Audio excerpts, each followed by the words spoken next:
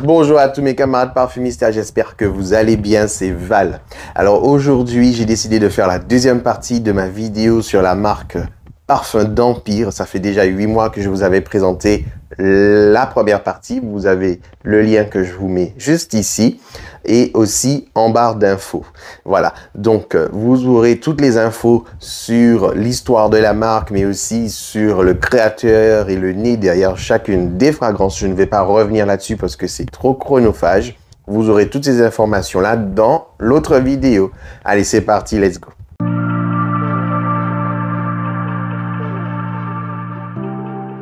Mes camarades parfumistes, j'espère que vous allez bien. Shenron vous salue. Ça fait un petit moment qu'on ne s'était pas vu. Donc aujourd'hui, comme je vous ai dit, je vais vous parler de la deuxième partie des parfums d'Empire.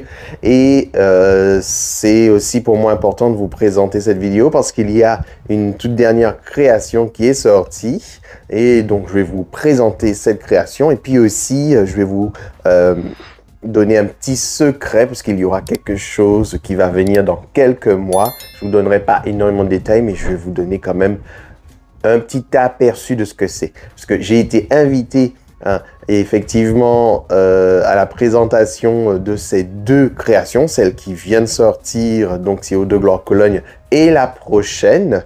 Voilà, et j'ai pu voir monsieur Marc-Antoine Corti-Chiato. Je vais vous mettre tout ça en image, mais franchement, c'était quelque chose d'extraordinaire. Ça s'est passé il y a quelques semaines.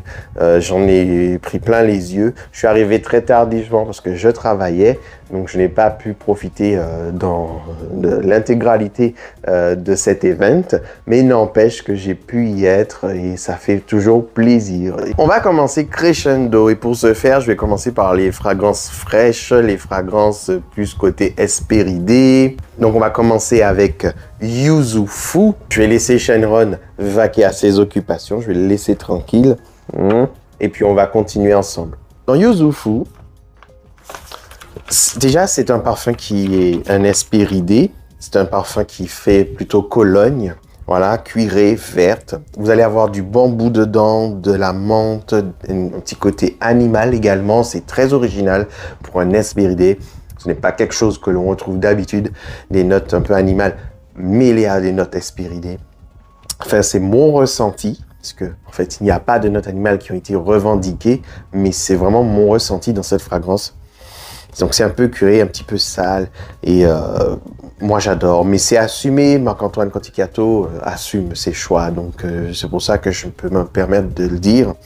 Donc vous avez un trio d'agrumes dans ce parfum, vous avez du kumquat, de l'orange bigarade, et du yuzu, of course, avec la menthe, l'absolu de verveine, comme je vous ai dit, un petit accord de bambou, du cèdre blond. Donc c'est un parfum qui oscille sur deux temps. Vous avez d'un côté de la fraîcheur, c'est attendu, c'est convenu, c'est les agrumes, voilà, vous avez tout ça, mais avec un accord qui est un peu animal, un peu sale. Et vraiment, ça rend le parfum tellement fascinant et troublant, perturbant. Voilà, donc pour moi, ce petit côté un peu animal, un peu sale, ça doit être du cumin. Je vois pas qu'est-ce que ça pourrait être d'autre. Pour moi, c'est vraiment un épice qui fait cet effet-là, cet effet peau. Pour Marc-Antoine Corti-Chiato, c'est un parfum qui est là pour rendre hommage au Japon à la fois moderne, urbain, le Japon 2.0 et le Japon nature, le Japon préservé. Voilà, un peu une opposition entre le verre et l'acier. C'est un parfum qui va vous surprendre, c'est un parfum qui va vous prendre de court parce que c'est pas ce qu'on attend en général d'un parfum Hespéridé. Donc vous avez ces agrumes, cette fraîcheur d'agrumes, ce côté aussi très frais des notes aromatiques mêlées à ces notes tranchantes de peau, de sueur. Et c'est vraiment particulier. C'est ça, c'est du culot et c'est très parfum d'Empire. C'est à l'image de la marque. Ensuite, vous aurez Osmanthus interdite. Osmanthus interdite, c'est un floral, solaire, fruité, bien entendu, parce que l'osmanthus, c'est une fleur dont je vous ai déjà tellement parlé auparavant, une fleur asiatique qui est très prisée en Chine surtout, qui est utilisée dans le thé pour le parfumer. C'est depuis toujours, c'est une fleur qui a plusieurs facettes, et notamment une facette abricotée. Voilà, et de fleurs jaunes, une odeur de fleurs jaunes, une odeur abricotée. C'est très, très spécial. Et donc, vous avez dans ce parfum une note de thé, mais aussi de pêche due à l'osmanthus. Pêche, abricot, voilà, fruits jaunes, fleurs jaunes. Et ça va donner un parfum qui sera doux, subtil, mais pas effacé pour autant.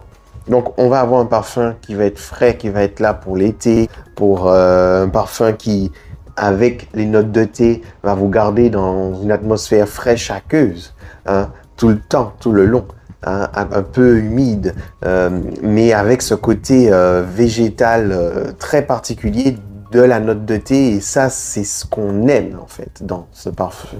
C'est exactement ce qu'on recherche, hein, dans cette période où il fait très lourd.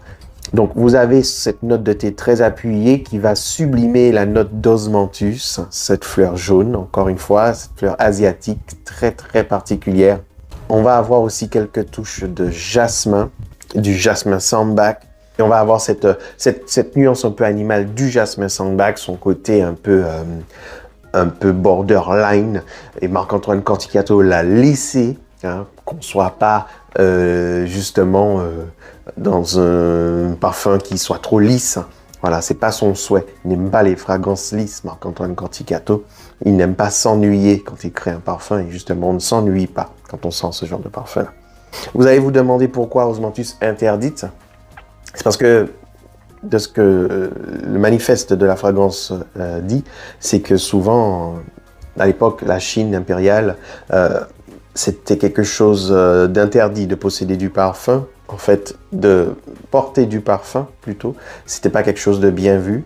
Et il fallait éviter à tout prix de se parfumer. Et à contrario, justement, l'osmanthus est très parfumé en lui seul. L'osmanthus, c'est un parfum en lui-même. Il n'a pas besoin de grand-chose. Et donc voilà, l'osmanthus interdite, c'était un beau parallèle entre l'origine de la fleur et son histoire. Là, c'est un parfum qui est vraiment unisexe et pour le coup, messieurs, vous pouvez le porter parce que ça va pas être un floral auquel on s'attend, cliché, girly. Ce n'est pas du tout un floral girly, c'est un floral jaune, fruité, mais avec un petit côté thé derrière qui est encore plus appuyé avec la note de thé que Marc-Antoine Canticato a rajouté. Donc vraiment, vous allez avoir un parfum floral que vous pourrez porter sans sourciller.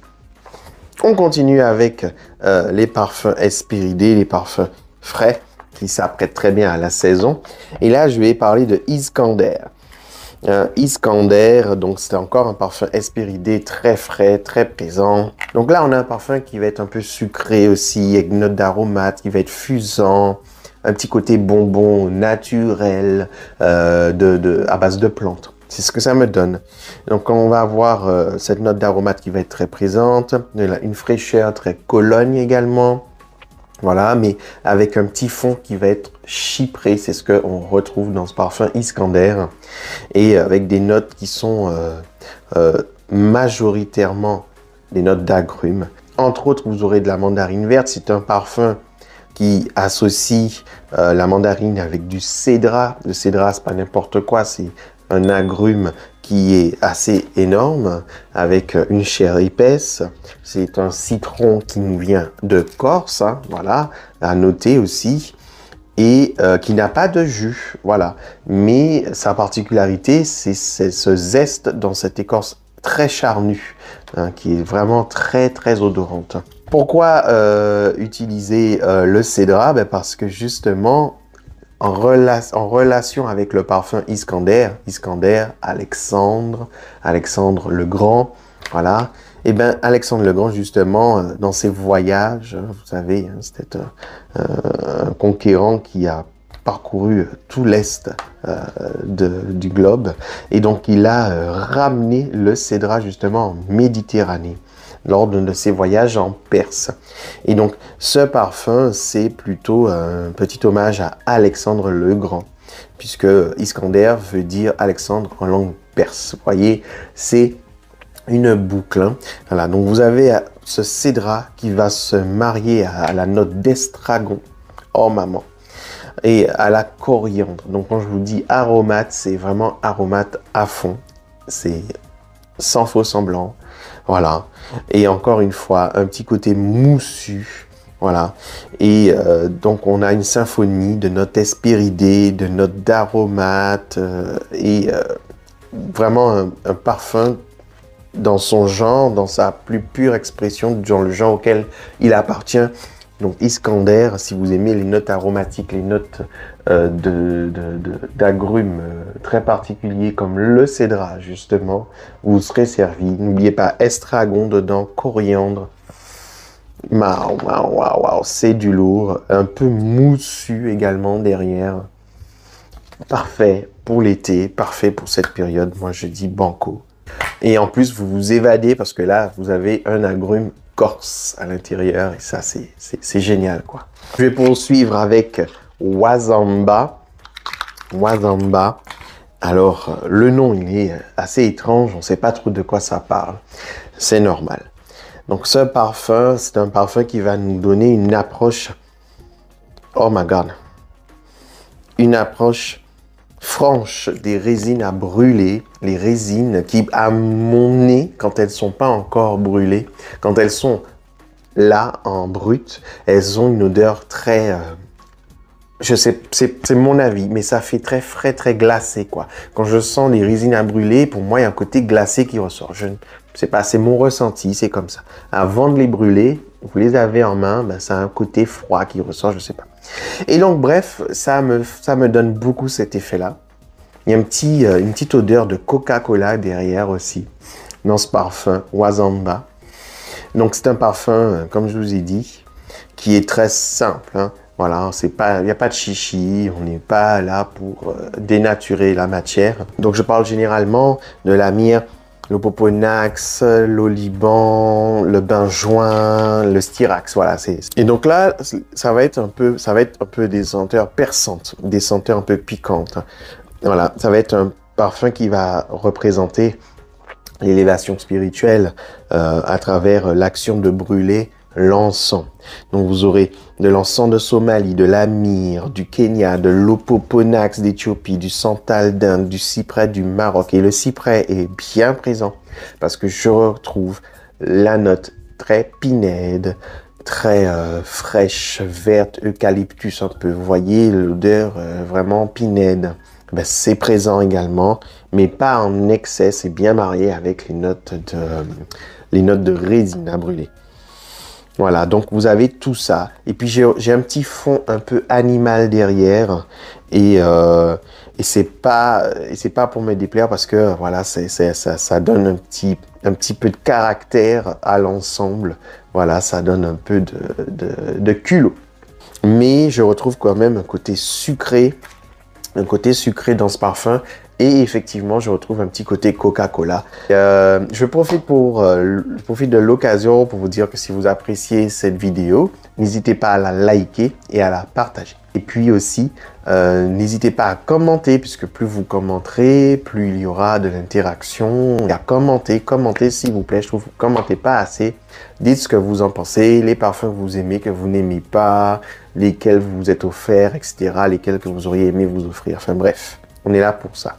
Je vais poursuivre avec Equistrius. Aïe, aïe, aïe. Alors, Equistrius, c'est un départ avec un iris qui va être beurré, à souhait, un iris gras et bien diffus. C'est un iris pur, avec une couche de violette. Voilà, c'est ça. C'est ce que je retrouve tout d'abord dans ce parfum. C'est une odeur qui va être très classe, très chic, hein, grasse, mais aussi fraîche en même temps. Je vais retrouver un petit côté pétale de violette, mais cristallisé. Je ne sais pas si vous avez déjà eu la chance de consommer des pétales de fleurs cristallisés. Ben là, je retrouve le côté violette cristallisé.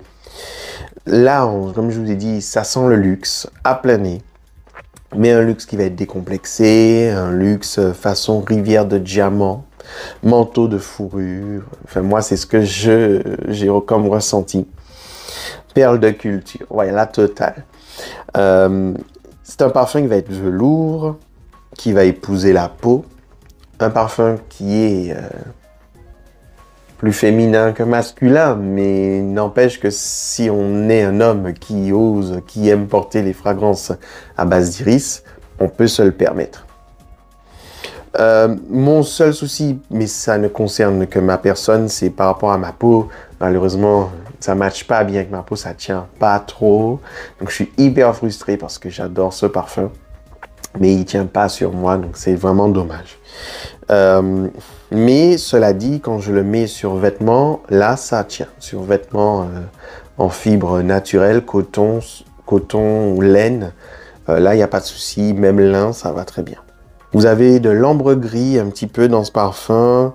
C'est vraiment très léger. Anyway, je voulais vous dire ça, c'est parce que vraiment, ça donne de la rondeur. Ça donne de la rondeur au parfum. Ce n'est pas un parfum qui va être tranchant, c'est un parfum qui va être suave, rond, sensuel. Le fond est crémeux. Oh my god. Il me fait penser aux crèmes pour le corps, mais crèmes pour le corps très luxueuses. Les crèmes pour le corps qui coûtent un bras. Ben, ce parfum-là sent la crème pour le corps un peu pour les riches en fond. La partie en fond du parfum. Donc, il est confortable. Un petit côté musc blanc dedans. Oh my god. Oh my god.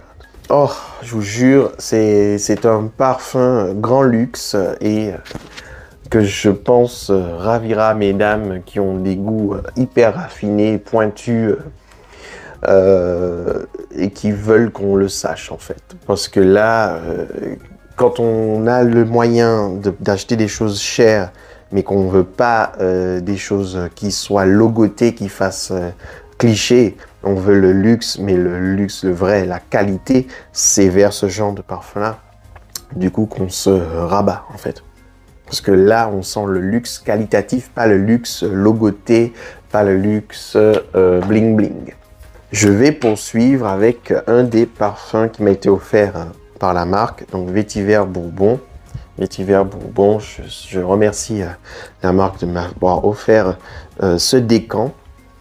Et alors, vous avez là un vétiver sec, tellement sec, un peu même croustillant quoi. Vraiment un côté sec, séché comme du foin qui a séché depuis des mois au soleil sans une goutte de pluie. Voilà, il est sans demi-mesure. C'est vraiment un parfum qui est straight to the point, direct. Direct. Grâce à ça, justement, vous êtes conscient si vous aimez ou pas le vétiver parce que c'est du vétiver pur. Donc, on a une fraîcheur racinaire qui ressort, mais c'est fou, c'est une dinguerie. C'est vraiment ça. C'est un parfum de tempérament, c'est un parfum, mais aussi dans la pureté, dans la symbolique de la pureté. C'est un vétiver qui est brut. Je retrouve une aura un peu verte derrière, un petit côté vert. C'est pas excessif, mais c'est là.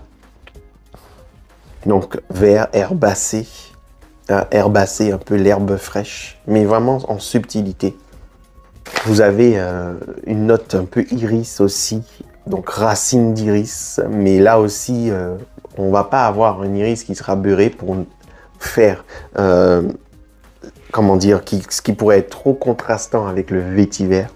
Non, là, ça va être un iris plus racinaire, encore une fois, donc on va avoir vraiment un parfum froid, un parfum vivifiant, un parfum qui tape, mais c'est pas quelque chose d'opulent où on est dérangé. C'est vraiment un parfum qui est statué, qui est là. C'est bien dans ses bottes, bien ancré au sol. C'est ça mon ressenti avec ce parfum. Et ça, c'est l'avant-dernière création. Parce qu'il y a une dernière, je vais vous parler tout à l'heure.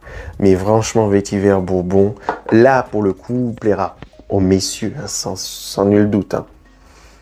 Ah oui, c'est un parfum de caractère, mais frais. Et là, mes amis, je vais vous parler d'un parfum qui a un succès fou. Hein, qui a un succès fou dans la marque Parfum d'Empire. C'est le Cri. Anciennement, le Cri de la Lumière. Oh my God. C'est un cérémonial. Je ne sais pas si on peut dire un cérémonial, mais ce parfum a une connotation divine, quoi. Enfin, bon, c'est peut-être exagéré de dire ça, mais pour moi, si. Sentir le cri, alors j'ai écrit un pavé, mais c'est important. Sentir le cri, c'est comme avoir... c'est comme plutôt être dans un lieu paradisiaque qui est interdit aux humains, hein, aux pécheurs, aux âmes pécheresses. C'est vraiment un lieu paradisiaque. Hein. Et vous avez dans ce lieu paradisiaque des cascades, des chutes d'eau. Voilà. Et ces chutes d'eau, dans l'air, elles distillent des gouttelettes d'une pureté inégalée. Voilà. Et donc vous sentez ces gouttelettes d'eau sacrée.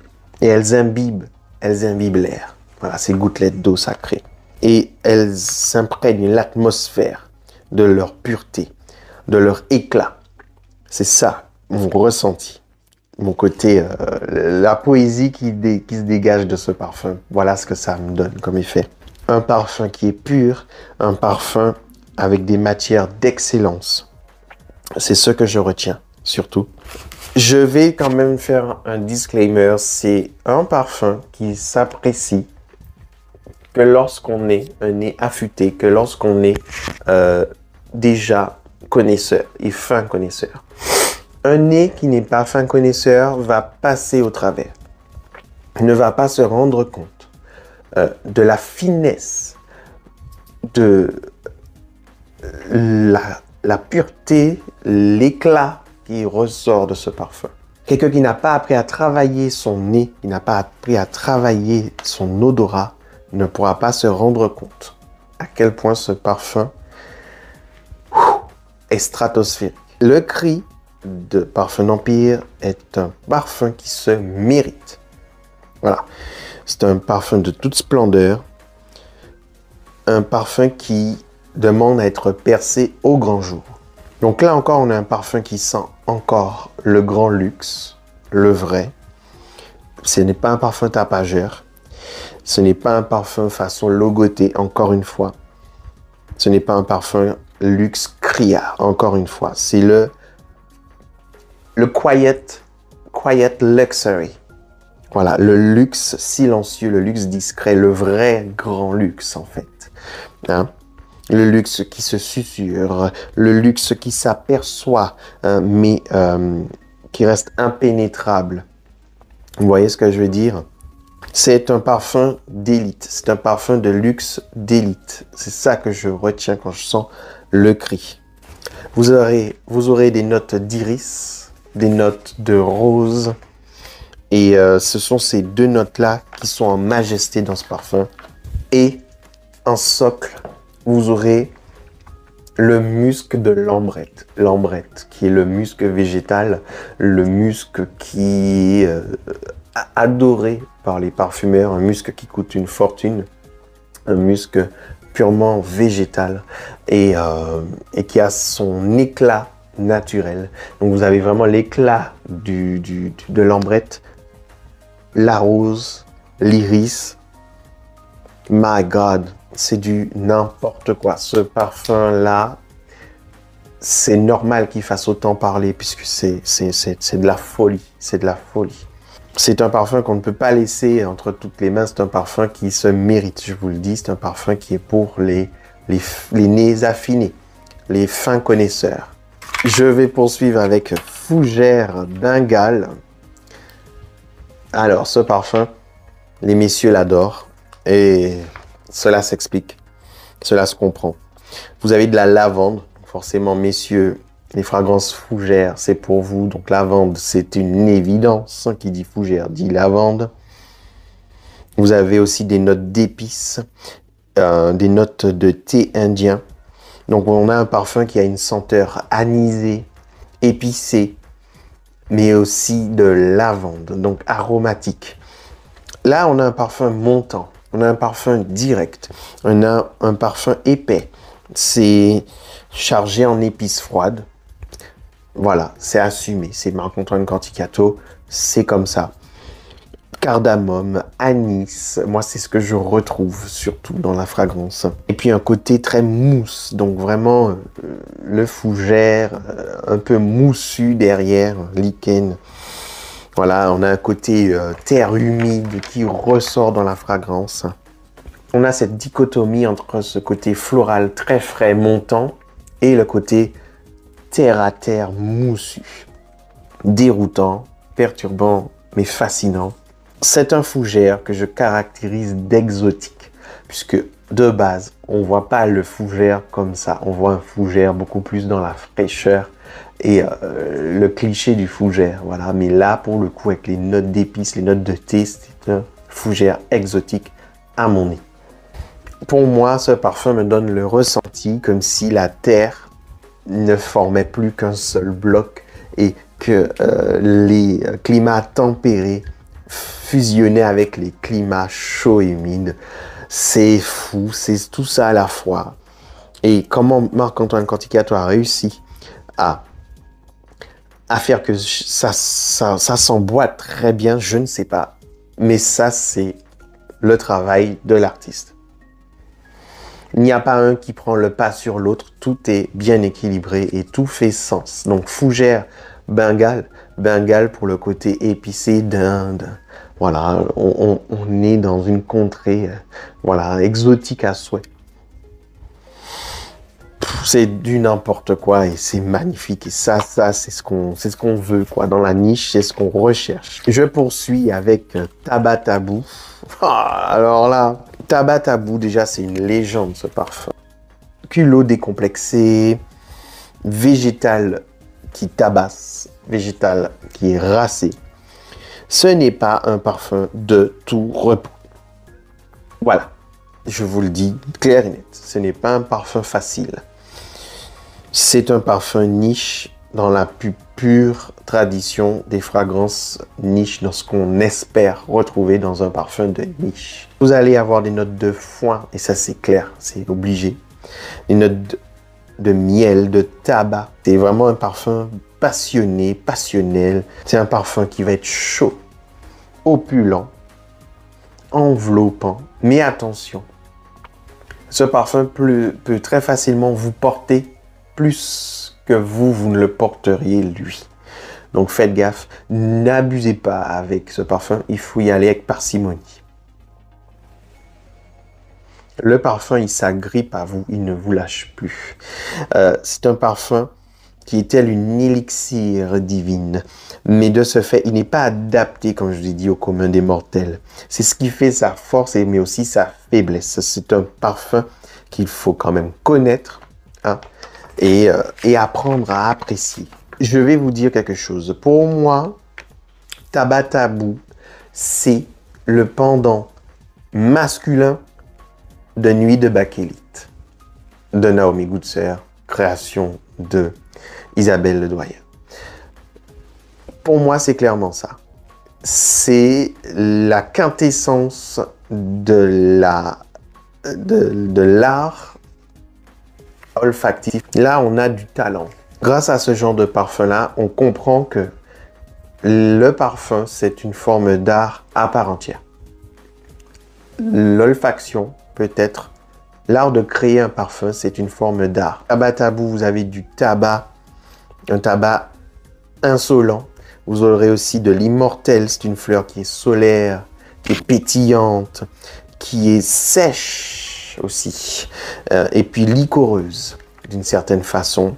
Et Tabac Tabou, ça confirme aussi des notes de narcisse, une note qui est très chère à Marc-Antoine Canticato. Et oui, on retrouve clairement le narcisse aussi dans ce parfum, un floral très particulier, floral un peu jaune, blanc. Oh my God. Là, Tabac Tabou, sachez que c'est un parfum d'exception et c'est un parfum qui rentre dans le top 10 des plus grands parfums de niche au monde. Clair et net. Tabac Tabou, Nuit de Bakélite, etc. Tout ça, c'est vraiment des parfums. Avec le cri aussi. Le cri, voilà, il en fait partie du top 10 des parfums de niche qu'il faut sentir avant de mourir. Point barre. Je vais vous présenter la dernière création de la marque. C'est Eau de Gloire Cologne. Et donc, je vous avais déjà présenté dans la vidéo d'avant Eau de Gloire. Et Eau de Gloire Cologne, j'ai pu sentir et découvrir ce parfum dans l'event dont je vous ai mentionné tout à l'heure, l'event qui s'est tenu à Paris il y a quelques semaines. Et donc, on nous a présenté ce parfum. On nous a présenté une autre fragrance aussi qui sortira en octobre. Voilà, je ne peux pas vous en dire plus. C'est un parfum de caractère, un parfum avec une note que Marc-Antoine Canticato ne nous avait pas encore donné la chance de découvrir sous la marque Parfum d'Empire, mais une note qui est très appréciée des parfumistas. Une note boisée et avec énormément de caractère. Je ne peux pas vous en dire plus, mais je vous en reparlerai au mois d'octobre à sa sortie. Mais ça va dépoter. Je peux vous le dire, vous n'êtes pas prêts. Et le clou du spectacle lors de cet event à Paris, mes camarades, c'est le retour des bougies Parfum d'Empire. Et oui, même moi, quand j'ai connu la marque, il n'y avait pas les bougies, donc elles reviennent à partir du mois d'octobre. Il y aura 10 en tout, dont 4 nouvelles bougies, Feu de joie, Mauvaise herbe, Figuier corse et rose fanée. Alors la particularité des bougies Parfum d'Empire, c'est que ce sont des cires végétales bien entendu, mais surtout ce sont des bougies gorgées d'essence naturelle, chose qui est extrêmement compliquée à faire quand on fait des bougies. Normalement les parfumeurs ne s'attardent pas là-dessus parce que ça a beaucoup de mal à se marier à la cire végétale et à brûler correctement et à sentir bon. Mais Marc-Antoine n'a pas les idées sur le temps ni sur les moyens. C'est pour ça que même quand elles ne brûlent pas, elles ont des effluves très puissantes qui diffusent. Elles coûteront 60 € pour les 200 grammes à partir du mois d'octobre. Donc on reste sur Eau de Gloire Cologne, pardon. Et alors, donc vous avez toujours cet esprit hespéridé aromatique, mais là, il a exacerbé la note hespéridée avec cette mandarine corse qui est vraiment appuyée, qui est à fond. Les agrumes corses sublimés, mis en exergue, là vraiment. Et puis cette fraîcheur estivale, cette fraîcheur... Oh, je sais même pas pourquoi je m'embête à mettre sur mouillette, alors que j'ai vraiment envie d'en mettre sur moi. Pour cette période-là, ce parfum, il fait sens, quoi. C'est une superbe Cologne de caractère, une superbe Cologne niche, une Cologne comme on en ressent peu. Et il faut que vous en profitiez pendant que c'est encore en vente, parce que c'est une création pour fêter les 20 ans de la marque, en fait. C'est une création qui symbolise les 20 ans de la marque Parfum d'Empire. Eau de Gloire, c'est là où tout a commencé. Donc, faire une boucle 20 ans après avec Eau de Gloire Cologne, c'était dans la logique en fait. C'est tellement beau, tout ce qui a été dessiné là-dessus. Un peu d'agrumes ici. Le laurier, là. Agrumes, laurier. Le cheval, qui est une symbolique importante pour la marque Parfum d'Empire. Voilà. Et puis l'île Corse, ici. Donc je vous en avais déjà très bien parlé dans ma première vidéo de Eau de Gloire, l'original. Donc c'est vraiment l'Eau de Gloire originale, mais avec beaucoup plus d'agrumes, beaucoup plus de notes fraîches, beaucoup plus... voilà, c'est la Cologne de Eau de Gloire. Mes camarades parfumistas, je vais terminer en vous présentant ma deuxième acquisition de chez Parfum d'Empire, c'est Ambre Russe. Ce parfum se marie sublimement bien avec ma peau et en fait, elle se marie super bien avec les peaux noires. Mes camarades de la diaspora africaine, mes camarades antillais, voilà, sachez que ce parfum sur peau noire, ça dépote. Ambre Russe, je ne peux que vous le conseiller. Vous êtes sûr de faire un bon achat en achetant ce parfum-là, entre autres. Voilà. Donc mes camarades, je suis content d'avoir pu vous parler de toutes ces fragrances. Ça me fait super plaisir. Je vous redonne rendez-vous en octobre pour parler de la deuxième création qui sortira. vous n'êtes pas prêts. Voilà mes camarades, n'hésitez pas à liker, n'hésitez pas à partager, n'hésitez pas à commenter s'il vous plaît, commentez un max, ça fait plaisir, commentez entre vous, commentez sur vos ressentis, sur ce que vous avez envie de partager. Et puis, donc j'ai dit liker, etc. tout ça, et puis on se retrouve très bientôt pour d'autres vidéos. Je vous dis à très bientôt, et puis parfumez-vous bien, testez sur peau et faites-vous plaisir. Ciao!